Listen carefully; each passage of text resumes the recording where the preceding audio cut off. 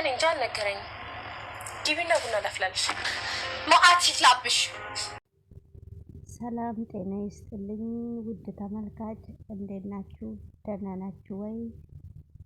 ሁሉ ሰላም፣ ሁሉ መልካም ነው፣ እግዚአብሔር ይመስገን። እኔ በጣም ደህና ነኝ። እንግዲህ ዛሬም ምሳሌ ድራማ ክፍል 89ን እየላችሁ መጥቻለሁ። ይህንን ቪዲዮ ላይክ እና ሰብስክራይብ እያደረጋችሁ ብታበረታቱኝ እንግዲህ በጣም ነው ደስ የሚለኝ ማለት ነው። እና ያለበለዚያ እንግዲህ ላይክ እና ሰብስክራይብ ካላረጋችሁ ምንም ፋይዳ የለውም ማለት ነው። ውድ ተመልካች የደውላ ምልክት እያጠቆራችሁ ወደ ቻናላችሁ በሰላም እንድትገቡ በሩ ክፍት ነው ማለት ነው። እንግዲህ ዛሬ ይዤ የመጣሁት ክፍል 89 ምሳሌ ነውና እንግዲህ ብሩኬ ጠፍቶ በጣም ብሩኬ ትንሽ ድራማው ላይ ከጠፋ ሰንበትበት ብሏል። ግቢ ተመልካች ብሩኬ እንግዲህ ማንም ሰው ሊያውቅ አልቻለም። እንግዲህ ብሩኬ ጠፍቷልና ብሩኬን አምጡ ተብሎ ያው በጣም ጀግናው የሚፈራው ማን ነው ስሙ አምጣ ተብሎ ታስሯልና እሱ ደግሞ ምንም የማቀው ታሪክ የለም። ለምንድን ነው እንደዚህ የምታረጉኝ? እባካችሁን ተውኝ እያለ ነው። የብሩኬ ወንድሜን የትም እንዳረክ ምን እንዳረጋችሁ አንተና ማለት በስተ መጨረሻ ላይ ስልክ ተደዋውላችሁ ስልክ ላይ በጣም እሱ አይመጣም አላቅም ብለክ የቀበርከው ምስጢር እስካለ ድረስ ወንድሜን የትም ገብተህ ከየትም የመጨረሻ ቀን ምን እንዳረከው ካልተናገርክ ከዚች እስር ላይ አስሬ ቆልፌበት ወንበር ላይ እንዳሰርኩት እዚሁ ላይ ነው የምትኖራት፣ እዚሁ ላይ ነው የምትሰቃየው እንጂ ምንም ነገር ከዚህ ንቅንቅ ማለት የለም። በል ቶሎ ቶሎ ተናገር። ወንድሜም ብሩኬን ስንት ጊዜው ነው ከጠፋ? ምን ጅብ በላው? እሱን የበላ ጅቡ አይጮውም ወይ? ምክንያትክ ምንድን ነው? ታውቃለህ? አምጣ ሲባል እኔ ምንም የማቀው ታሪክ የለም። እባካችሁ በኋላ ይቆጫችኋልና ፍቱኝ ብሎ ዝና በጣም ደጋግሞ እየተናገረ ነበረ። በስተመጨረሻ ላይ ዝና በጥፊ ሲለው ደሙ በአፉ ሲመታበት ነው ተመልሶ እነሱ ላይ ሶስቱም ላይ ዳጣና ሞገስ የብሩኬ ወንድም ሆነው እነሱ ላይ ተመልሰው ሲተፋ ነበረ። ነገር ግን ቶሎ ብለህ ብሩኬን የት እንዳረከው ብሩኬን ቶሎ ብለህ ንገረኝ በማለት ምንም ነገር አልናገርም በስተመጨረሻ ላይ አልናገርም ብሎም ነበረ። ለምንድነው የማትናገረው? ዛሬ በያስኩት ጩቤ ነው ሰነጣጥቀክ የመጠልክ ከፈለክ እዚሁ ነው እንደፈለኩ የማደርገው ሲለውም ዝም ብሎ ነበረ። እሱ ዝም ሲል ይነግረናል ብለው ጠብቀው ነበረ። ውድ ተመልካች ቢጠበቅም ባይጠበቅም ዝና ቁማሩን እየተጫወተባቸው ነው። ብሩኬን ግን ብሞትም የት እንዳለም እኔም አላቅም ባቅም አልናገርም ብሎ ነበረ። እነሱ ግን አሁን እየበረታበት ስለታሰረም ወንበሩ ላይም ታስሮ ቁጭ ስላለ አሁን ይነግረናል ብለው ሶስቱም ተንበርክከው እየጠበቁ ነበረ። በስተመጨረሻ ላይ ዳጣ ስትቀርበው ዳጣም በጥፊ ይሆን ይሁን ቦታ ዳጣም መቷት ነበረ። አንቺ ከዚህ ሰይጣን ስር ለምንድነው የተጠጋሽው ብሎ ሲጠይቋት ነበረ።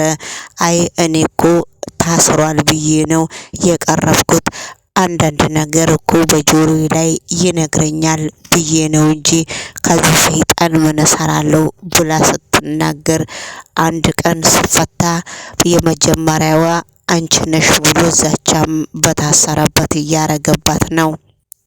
በስተመጨረሻ ላይ ዳጣ ፈርታ እኔ ከዚህ ነገር ውስጥ ከሱ ጋራ ከዚህ ሰይጣን ጋራ ማን ነው የሚችለው? ማንም ሰው ከዚህ ጋራ ማነጋገር ስለማይችል ነገሮቹ ግን እኔ አልፈልግምና ሊሄድ ስትል ነበረ። በስተመጨረሻ ላይ ስታንገራግድም ተጠራርገው ሶስታቸውም ሲሄዱ ነበረ። የሆነ ቦታ ሲደርሱ የቁልፉ እሱ የተቆለፈበት ዳጣ ትዝ ይለኛል እሱ ጋር ነው የተውኩ ስትል ነበረ። እየሮጡ ሲመጡ ሶስታቸውም ባናው እየሮጡ ሲመጡ አቶ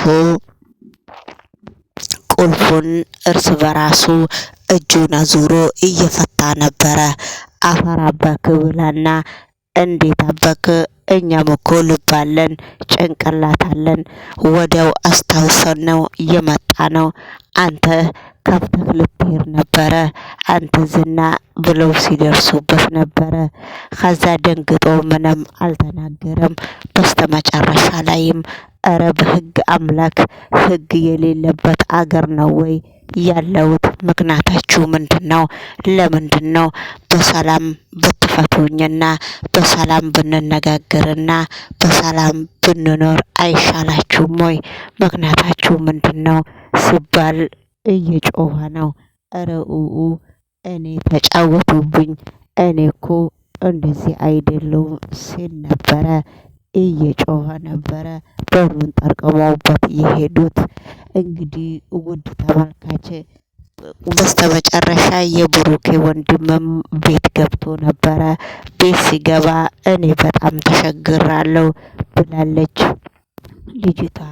በየቀኑ ቅድስት ልጅቷ በየቀኑ አባቴ የት ነው ያለው ብላ ስትጠይቀኝ እኔ ከሷ አፍ ስሰማ በጣም እየተሸማቀቅኩ ነው እያዳመኳት ያለው። አባቴ በየቀኑ አባቴ ትላለች። እንግዲህ ዝና ያረገበት ቦታን አልተናገረም ወይ ብላ ስትናገር ነበረ። የብሩኬ ወንድም ምግብ እየበላ ነበረ።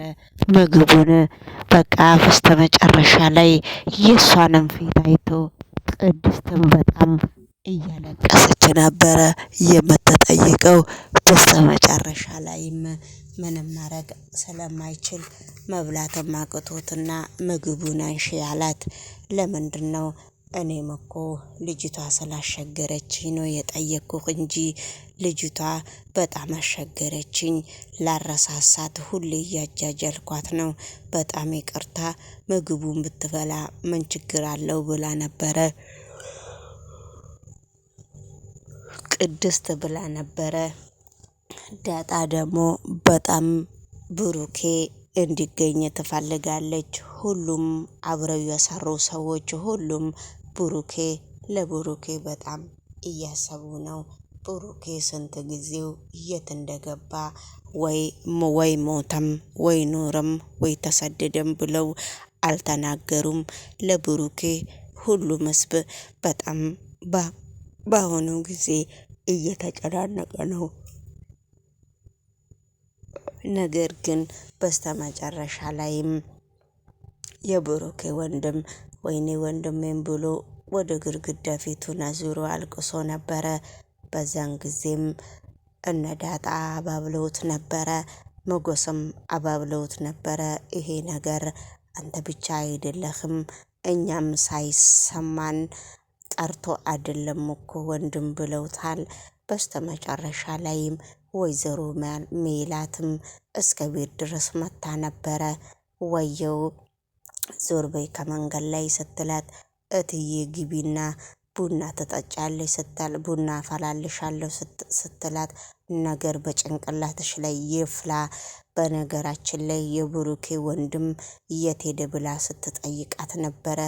ምንድነው እትዬ እኔ የት እንደገባ አላቅምና ምንድነው ስትለው፣ በቃ ሲመጣ መልእክት አድርሽልኝ ወይዘ አቶ ዝና አንድ ነገር ቢሆን ከጭንቅላትክ ላይ እንደማልወርድ እወቀው። እሱን የሆነ ነገር አድርግተህ አንተ እዚህ እንደማትኖር እወቅ ብላ መልእክት አስቀምጣለት ሄደች። ግን ቅድስት መልሳላት ነበረ።